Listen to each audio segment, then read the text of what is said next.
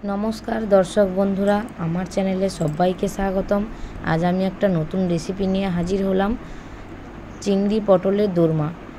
देखुन आमी पटल बड़ो टू मीडियम साइजेर 5टी पटल नियेछि, निये एकटू भालो करे छालटा छुले निये आमी बीजगुलो बेर करे नियेछि चामचेर साहाज्ये।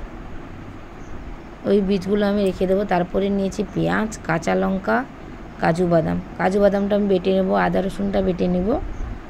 एरपरे नियेछि आमी चिंगड़ी माछटा आर नियेछि आमी आलू, सरू सरू करे आलू आमी कुचिए नियेछि।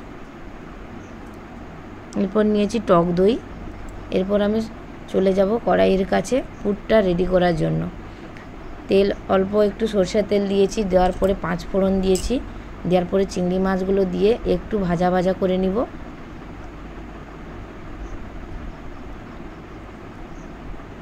ভাজা ভাজা করে নেওয়ার পর দিয়েছি আলু কুচি। আলুটা আমি কুচনো দেওয়ার পরে তারপর আমি একটু হালকা নেড়ে চেড়ে নিচ্ছি। নেওয়ার পরে আমি দিয়ে দেব লবণ এবং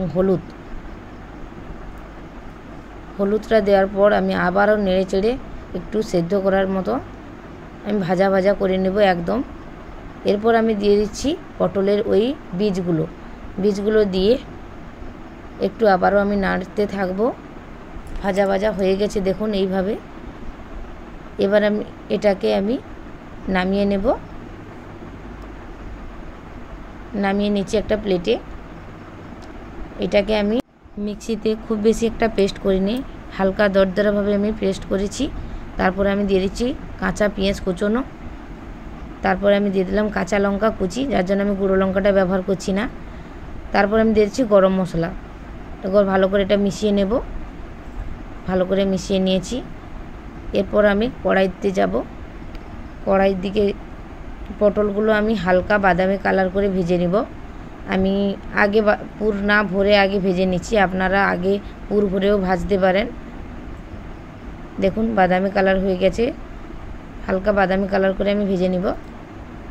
এরপরে আমি চলে এসেছি একটি মশলার পেস্ট বানাবো।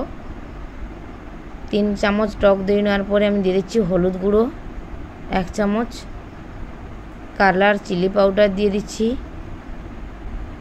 এরপর দিয়ে দিচ্ছি ধনে গুঁড়ো 1 চামচ, দিয়ে দিচ্ছি গরম মশলা অল্প, আমি যেহেতু পুরে গরম মশলা দিয়েছি তার জন্য আমি অল্পই দিয়েছি। এরপর আমি দিয়ে দিলাম চিনি 1 চামচের মতো, দিয়ে এটা ভালো করে এটা মিক্স করে নিব। এরপর আমি পটলটা ভাজা হয়ে গেছিলো, হালকা ঠান্ডা হয়ে গেছে। এরপরে আমি ওই পুরটা যে রেডি করেছিলাম ওই পুরটা আমি এর ভেতরে আমি দিয়ে দেব। দেখুন আমি এটা আস্তে আস্তে করে এটা পুরটা আমি ভালো করে দিয়ে দিচ্ছি ভেতরে। এইভাবে পুরটা ভালো করে আমি ভরে নেব ঠেসে ঠেসে।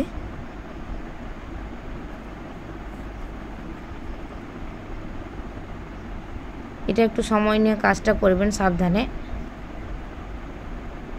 দেখুন আমার সবগুলো হয়ে গেছে পুর ভরা। আমি 5টা পটল নিয়েও দেখাচ্ছি, আপনারা চাইলে আরও বেশি করতে পারেন। দেখুন আমার ভালোভাবে পুরটা আমি ভরে নিয়েছি। এরপর আমি কড়াইতে চলে এসেছি। ওই তেলে এলাচ দারচিনি আমি ফোড়ন হিসেবে দিয়ে দিলাম। তারপর আমি দিয়ে দিচ্ছি কুচনো পেঁয়াজটা দেওয়ার পরে আমি একটু লাল লাল বাদামি কালার করে ভেজে নিব।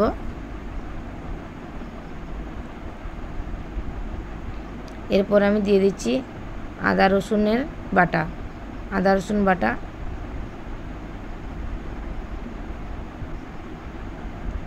দিয়ে আবারও আমি একটু ভাজা ভাজা করে নিচ্ছি। দেখুন হালকা ভাজা ভাজা হয়ে গেছে। ওই টক দইয়ের যে মিশ্রণটা বানিয়েছিলাম ওইটা আমি দিয়ে দিলাম। আপনারা চাইলে টমেটো গ্রেট করে দিতে পারেন, আমার কাছে টক দই ছিল আমি দিয়েছি। দেখুন ভালো করে মশলা থেকে তেল ছেড়ে গেছে। এরপর আমি আবার একটু কষিয়ে নেব। এরপর একটু সামান্য জল দিয়ে আমি মশলাটাকে আরও 1 মিনিটের মতো কষিয়ে নেব।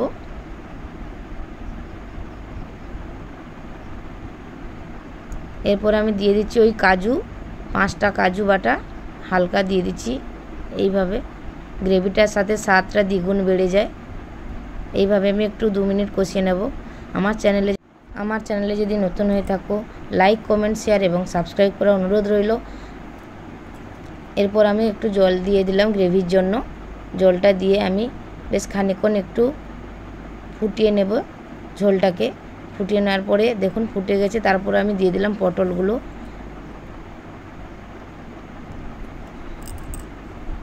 তারপর গ্রেভির জন্য স্বাদ মতো দিয়ে দেব লবণ। লবণটা আমি দিয়ে আর একটু খানিকক্ষণ বেশ ফুটিয়ে নেব। বেশ খানিকক্ষণ বলতে 2 মিনিট ফুটিয়ে নিচ্ছি আমি। ফুটিয়ে নিচ্ছি দেখুন।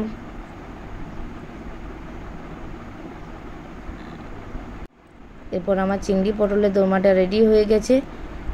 ফিরছি আবারও পরবর্তী একটি রেসিপি নিয়ে। স্ট্যান্ডিং টাইমের জন্য একটু দিয়ে দিয়েছিলাম, দেখুন কালারটা কত সুন্দর লাগছে।